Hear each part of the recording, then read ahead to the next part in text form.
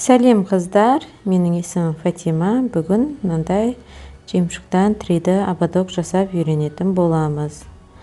Ал енді сіздерге бірінші қажетті заттармен таныстырайын. Енді бізге қажетті заттар: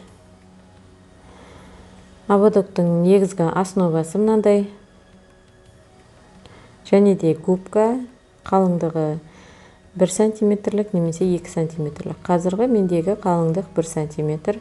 Сонымен қатар мононит қажет болады. Және де термопистолет и жемшіктің әртүрлі размерлері қажет болады. Сыртын қаптау үшін бізге велюр мата қажет.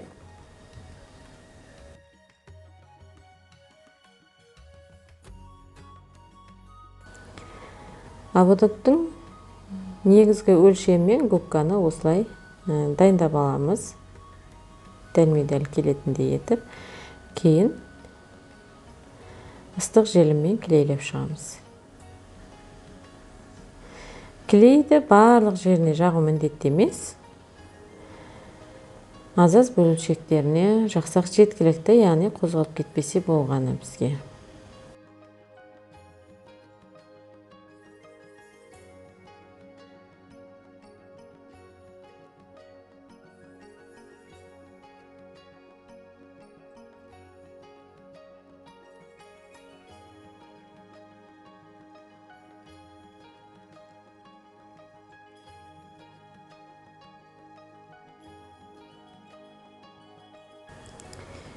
Мінекей біз жабыстырып алдық, клейлеп. Енді матамызды дайындаймыз. Матамызды дайындау үшін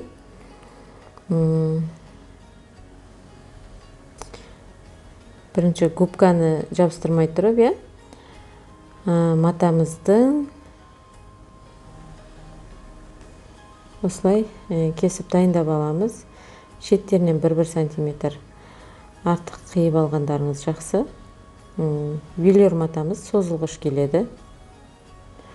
Созылғыш жағын ұзындығына қоясыздар. Енді бұны шетін көктеп шығамыз. Енді бізде іш жағы мен сырт жағы бірдей емес. Қазір оны көрсетемін, қалай іш жағын қысқарту керек екенін. Сразу қысқартсаңыздар да болады. Арнайы ал мен ұзындығынан бір шетін толықтай көктеп тығып шығамын.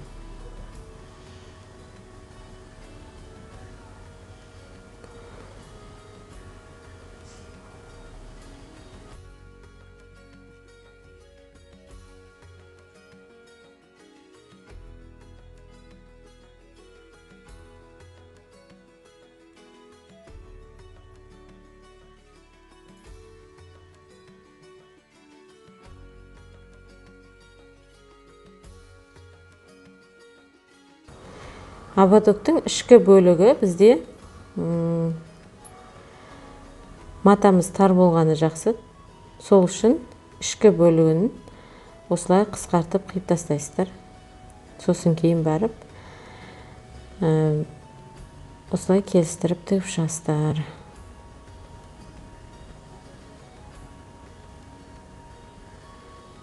Егер де сіздер ішкі бөлігін қысқартып тікпейтін болсаңыздар, онда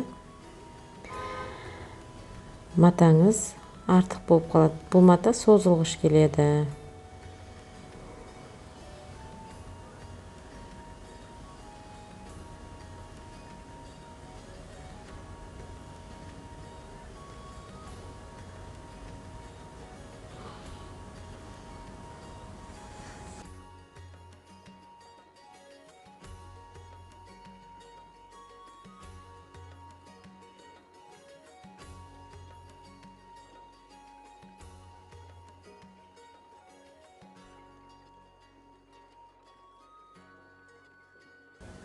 Ободокқа кигізген кезде матаны жақсылап тартып тұрып кигіземіз.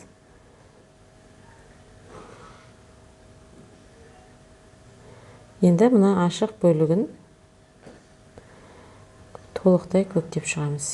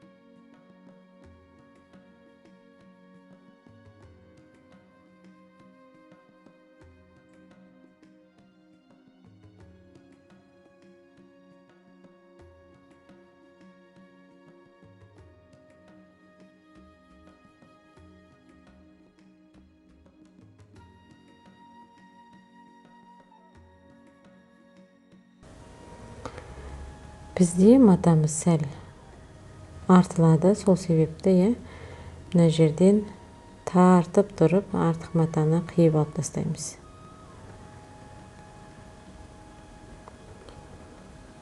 Сөйтеміз да осылай қайтадан көктеп тігіп шығамыз.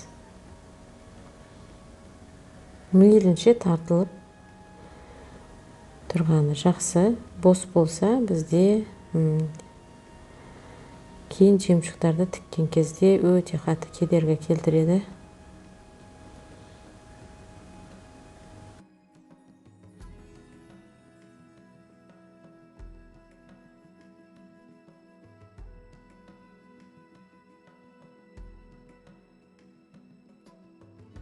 Мінекей біз матамен қаптап алдық. Енді біз жемшікпен қаптап шығамыз.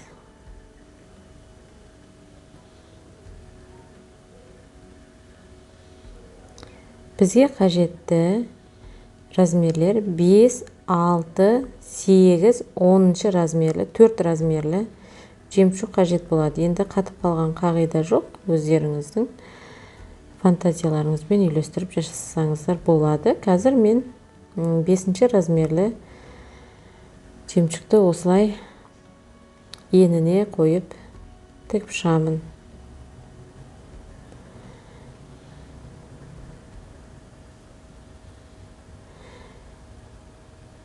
Әрбір екі жемшіктің арасынан міндетті түрде жіппен тігіп шыққандарыңыз жақсы, және де шеттері де бірдей болуы керек. Шеттерінде ішке қарай жемшік кіріп кетпеуі керек. Міндетті түрде сызық бойымен ғана алып жүргендеріңіз жақсы.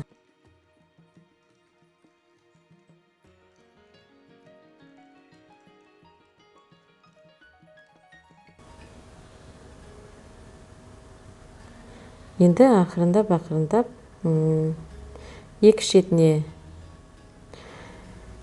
5 размерлі болса, ортасына тағы да бір 6 размерлі жемшік қосып тігеміз. Яғни бізде ортасында үлкендеу размерлі жемшіктер тұрады. Ал екі шетінде бізде мейлінше размерлері кішірек размерлер тұрады.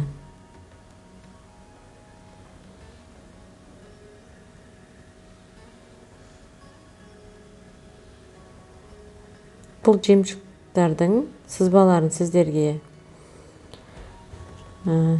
қолмен сызып көрсететін боламын. Оны Telegram каналыма салып қоям. Telegram каналымның сілтемесін осы жерден қарап, кіріп көрсеңіздер болады.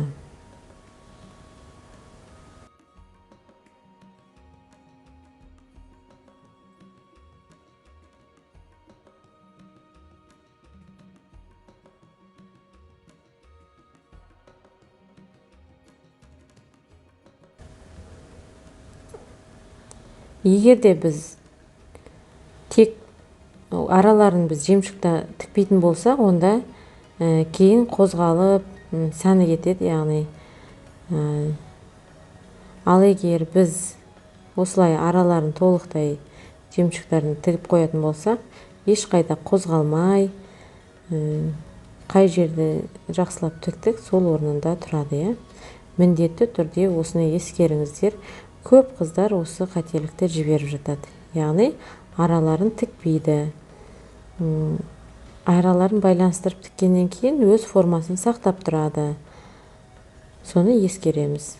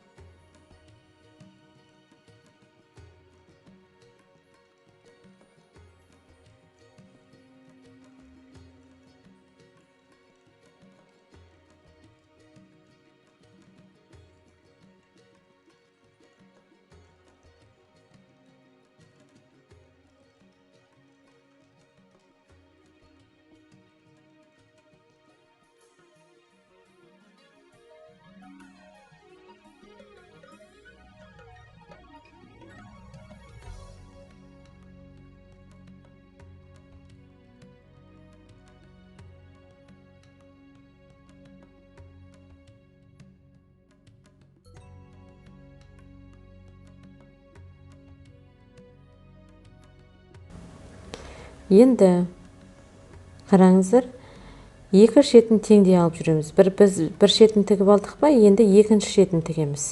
Дәл сондай оң жағын қалай тіктік, сол жағында сол размерлі жемшіктармен тігіп шығамыз.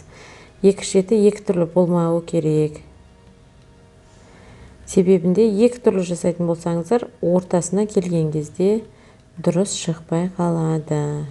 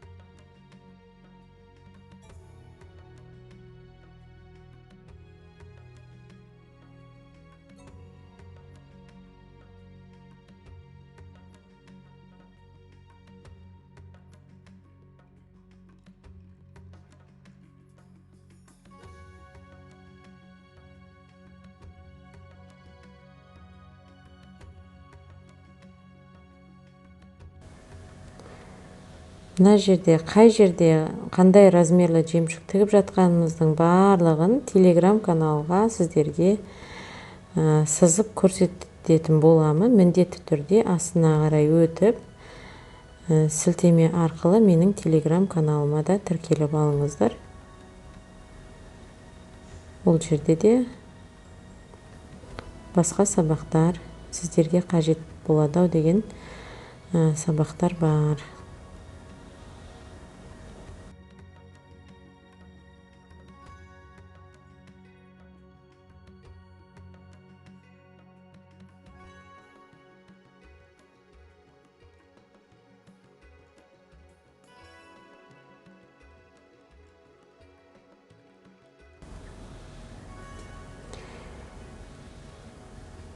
Сөзбен де жақсылап түсіндіріп өтейін сіздерге. Екі шетіне ободоктың размерлері кішірек размерлер кетеді. Одан кейін барып, ортасына қарай үлкендеу размерлерді тігіп шығамыз. Сонда біздің ободогымыз әдемі, көлемді болады.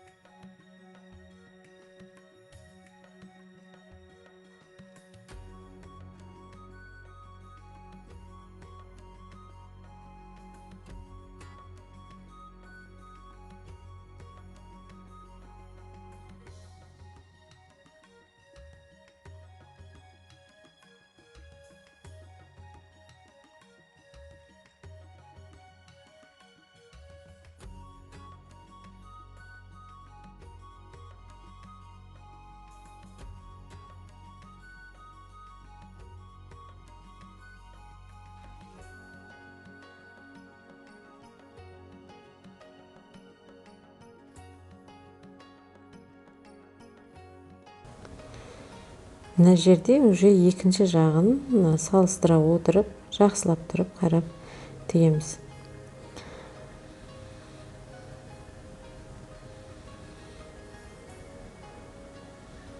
Екі түрлі болып қалмауы керек.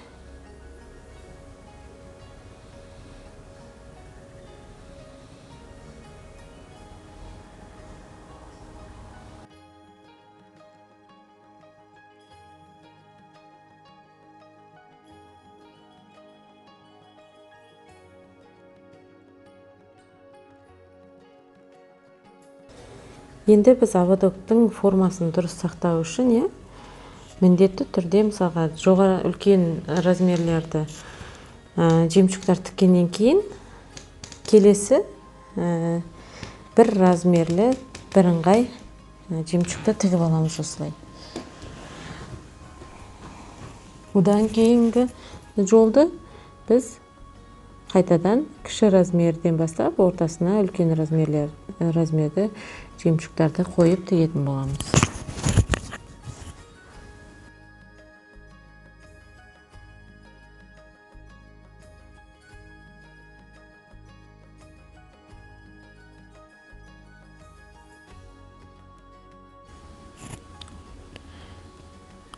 Көбінесе сөзге емес, мына жерде жасап жатқан әрекетке мән беріңіздер. Егер де мысалға кіші размерлі жемшіктер болса, араларын екі жемшіктен тігіп шығуға болады. Ал егер үлкен размерлі жемшіктер тігілген кезде міндетті түрде әрбір жемшіктің арасын тігіп шығамыз. Сосын қиғашынан кетіп қалмасын. Қиғашынан болса да ортасына дұрыс келмей қалады.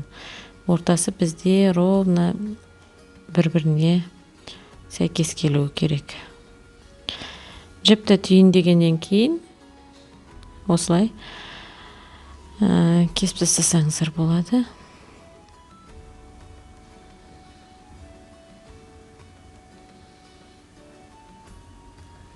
Неке бізде 5-ші размер, 6-ші, сосын кейін 8-ші размер и 10-ші размер.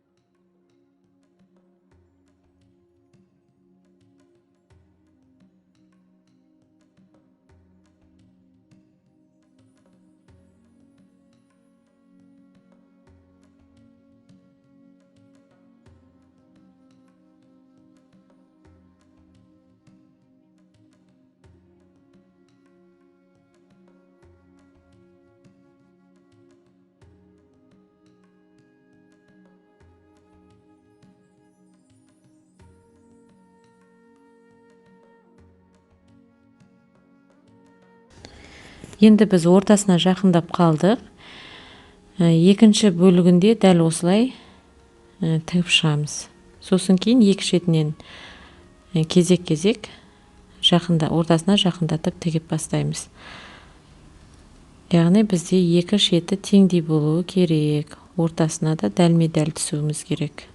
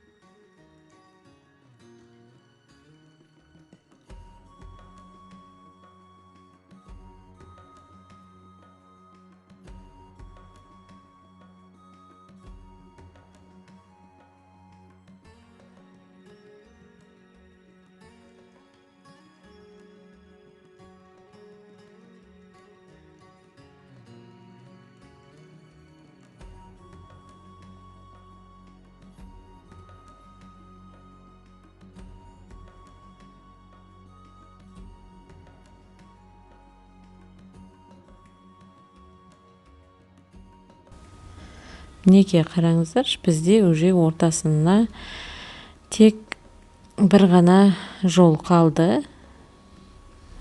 Ол жолды біз өзіндік үлкен размерді тігіп шығамыз, яғни кішкене размерден бастап үлкен размер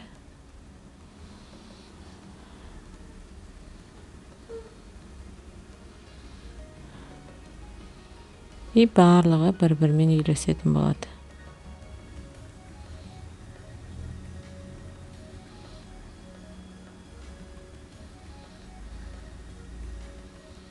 Неке көрдіңіздер ме? Дәлме-дәл түсті ортасына.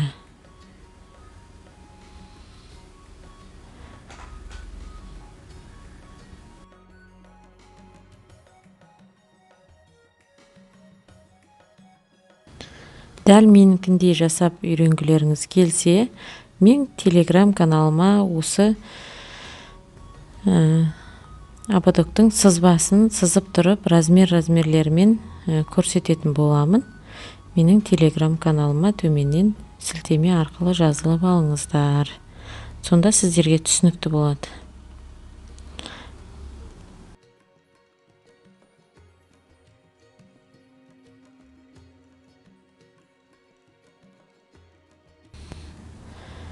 Неке біз ободогымызды жасап аяқтап қалдық. Міндетті түрде YouTube каналыма тіркеліп алыңыздар. Алдағы уақытта сіздермен басқа да жұмыстармен бөлісетін боламын. Міндетті түрде жасап көріңіздер. Егер де басқа ауыр келетін болса, екі шетіне ақ лентаны тігіп, кәдімгідей басқа байлап қоюға болады. Сол уақытта жақсы ұстап тұрады.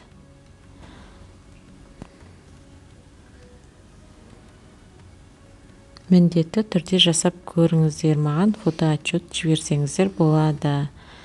Сіздердің де қолдарыңыздан келеді.